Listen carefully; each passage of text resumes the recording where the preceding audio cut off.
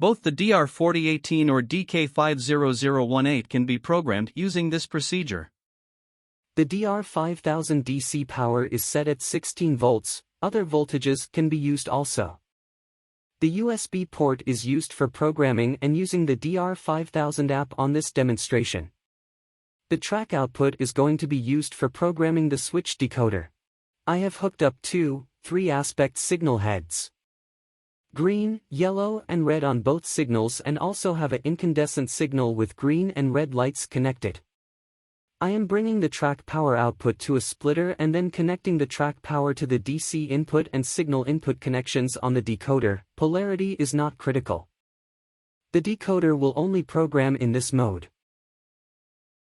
That is the configuration of the system.